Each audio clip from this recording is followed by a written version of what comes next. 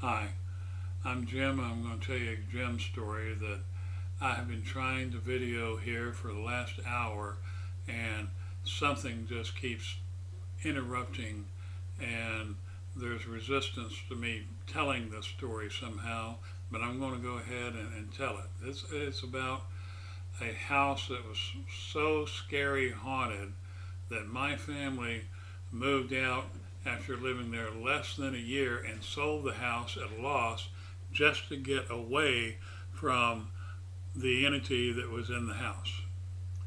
Now, this was back in 1968, August of 68.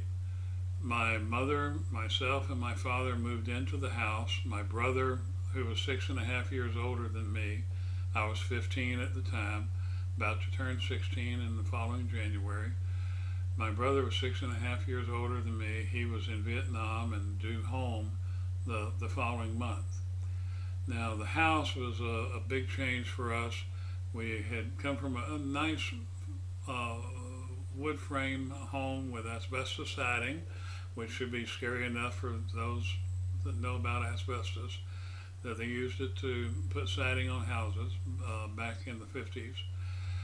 But this was a modern brick home, rusticated brick, the rough surface brick, light brown, with clear story windows. With those are the windows that are high on the wall and long and or wide and not long, and large 3 bedrooms. All the bedrooms were big. Long hall down the bedroom. Uh, Large den, panel den with bookshelves and cabinets and cubby hole for the TV. Nice kitchen, breakfast area, dining room, living room. Um, Detached 2-car garage. It was a nice home, and we were excited to move in. And complete change. We were coming from the other side of Houston, and to where the homes were a little bit older, and these homes were much newer and somewhat nicer in some ways. But the first hint that there might be something off about our new home started really before we moved in. A woman named Mrs. Johnson that my mother had hired over the years for different cleaning projects, different building projects, different events. Um, she had known Mrs. Johnson for 30 years, and she hired her to come and help prepare the house for us to move in. And she brought Miss Johnson to the house and dropped her off, let her get started. Mother went to the store to get some supplies, and when she came back, Mrs. Johnson was still on the front porch of the house. And Mother asked her, you know, why she was still on the front porch. And she said, I'm not going into the house. It's haunted, it's dangerous, it's a very evil presence. I'm just not going into the house. I'm not going to step across the front door threshold. And Mother's, was like, I've known you for years. I've never heard you say anything like this before. I mean, it's perfectly fine. We hadn't felt anything, and come on in, let's get started. And Mrs. Johnson just absolutely refused. And my mother respected Mrs. Johnson, and so she was like, all right, I'll take you home. And she did so. And actually, I think it was me that happened to show up about that time, and I may have driven Mrs. Johnson home. Yes, I was 15, but yes, I got my driver's license at 14. That's another long story. So, at any rate, that was kind of the first hint, but we all kind of rolled our eyes and whatever, and went on about our way and moved in. Now, the house was part of it's important to the story, the way it was set up, is that we walked in. If you went straight forward, you walked through a sliding door, a pocket door, to the hallway that was the bedroom wing hall. But if you kept walking forward, you passed through another sliding door and into a large den, panel den, with the bookshelves built in, and cabinets and TV cubby hole and all like that, like I said before. But the pocket doors were important. Now, the following month, late September, my brother does come back from Vietnam, and since he only intended to stay with us for a short while until he got a job and moved into his own place, uh, we had a couch in the dining room that he slept on at night, and that way he could come and go and not disturb anybody else in the house, no matter how late his coming and goings were. And I had the bedroom at the very end of the hall. The hall ended into my bedroom door, and it was a large bedroom, about 16 by 14, and had an entryway into a shared bathroom, to a bedroom that my mother had. My father had the first bedroom down the hall on the left. So that, I guess it was early October, that mother one evening told the family that she thought the house was haunted. Well, she told John and I. My father was away on a business trip, and that she thought the house was haunted. And John and I were, yeah, well, I'd seen ghosts by that time in my life, and so I knew ghosts were real, but I hadn't noticed anything. But Mother talked about the pocket doors being open in the morning, and we had a Scotty dog that we left in the den at night, and we thought, well, the dog is just opening the pocket doors, but there are no scratches, and there would be scratches. These were not easy doors to slide open. And the dog never came into the bedroom wing, which, she had in the past slept with me, so I knew she'd, come in, but she'd never come in, so I never knew these doors were open. But the dog never left the den. So at any rate, we go to bed that night, and sometime in the middle of the night, I wake up hearing someone walking up the hall. Now these were wood floors with carpet over them for the bedroom wing, and there was a sound, and I immediately began to feel fear. But there was a sound that had to, like a growling, voice, and a rust, difficult breathing, and heavy footsteps coming up the hall.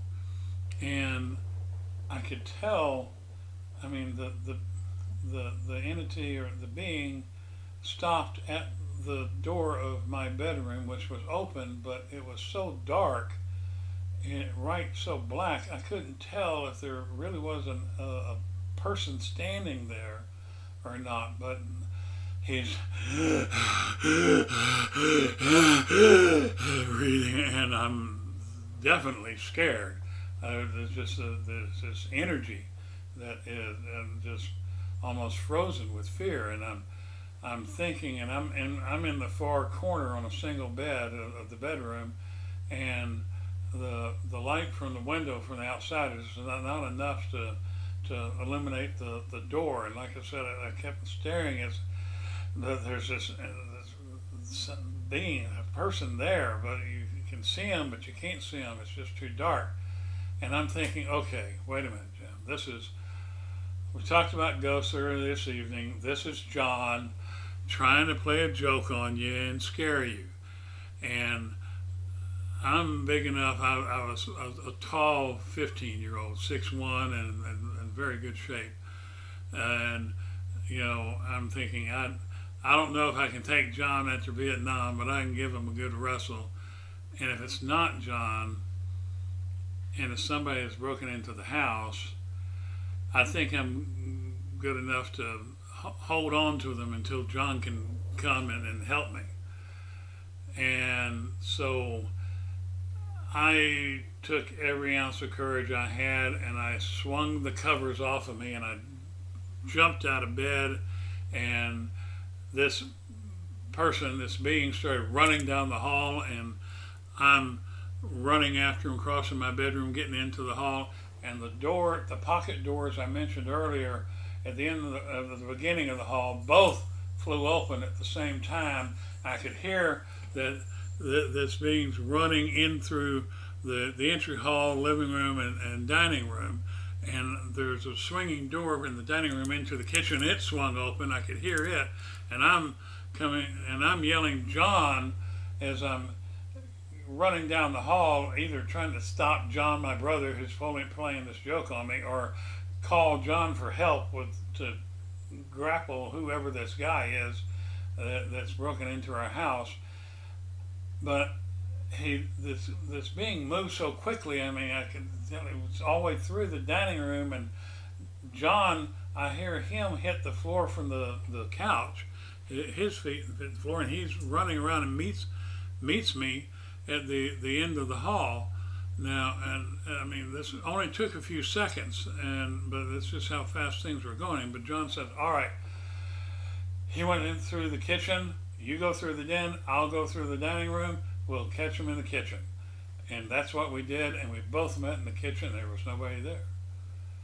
But what was there is every drawer in the kitchen and every cabinet in the kitchen was open, but also every cabinet and every drawer in the built-in in the den were pulled open. And both pocket doors were open all the way. As I said, they just slammed open at the end of the hall. At the time, I wondered how he did that, and as I'm running down the hall, by this time, Mother is up and awake. And I think I mentioned that Dad was away on a trip. So she's awake and comes in, and we tell her what just occurred, and she says, every morning since we moved in here, all the drawers and cabinets have been open in the kitchen, sometimes in the den as well, and I close them all before y'all get up. And this has been going on, and after y'all's reaction on the pocket doors being open, I didn't want to get into all the rest of this stuff. Well, we started scotch taping the doors to the outside of the house. We had two back doors, one front door. They were taped. All the windows were taped. We had a entrance into the attic that dropped down from the ceiling of the hallway. We taped it in case somebody, years before we had somebody in our attic that, so we knew people could get into your attic and stay. So we cleared the attic and taped the door. So if any window or any door got open at night, it would show.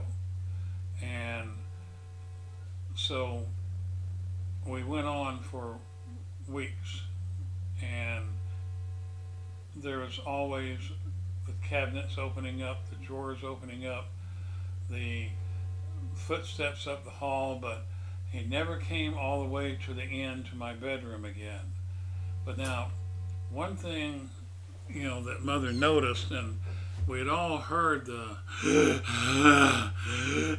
hard breathing and gasping, but she had noticed that on the ceiling of her bedroom looked like smoke damage, and maybe from a mattress fire. And this was somebody that the fire had started, and they had gotten up, and they're not. Their head is in the smoke. They're not down low. They're searching for something to put out the fire or something in the kitchen and den. I don't know, but all I do know that they had a very, very scary, presence about them, and that scared the jabbers off of us. Now, one thing I'll note, that John had just come back from Vietnam and had been through hell there. But when we met in the kitchen, one of the first things John said is, Jim, I don't believe in ghosts, but whatever that came by me in the dining room was not human. And it flat ass scared me. So we go on, and it continues, and the feeling of fear continues. And as I said, Mother moved out of the house. My father, there's another add-on to this story.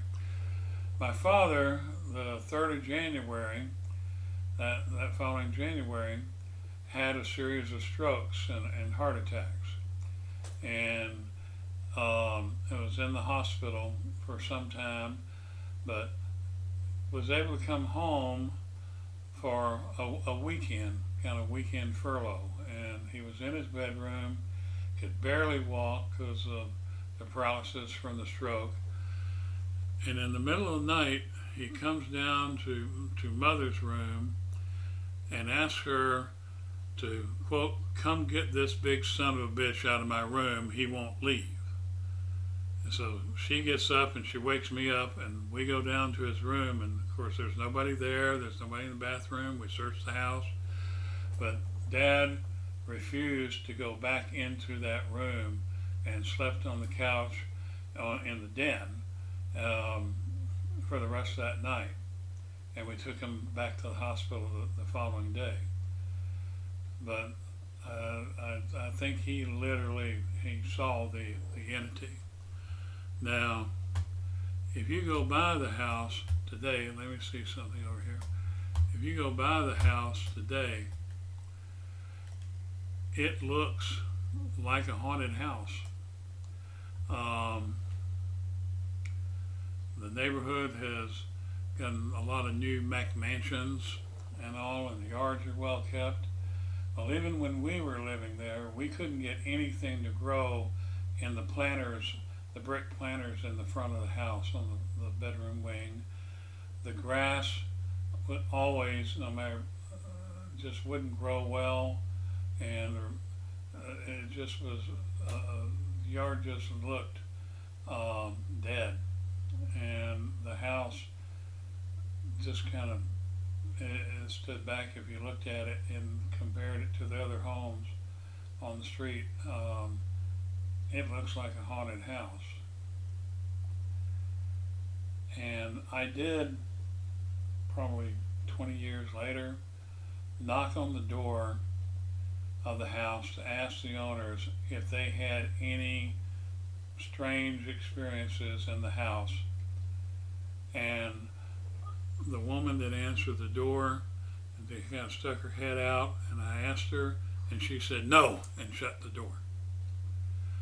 I think that kind of told me that, yeah, they were still having problems in the house. Happy Halloween. See you next Jim story.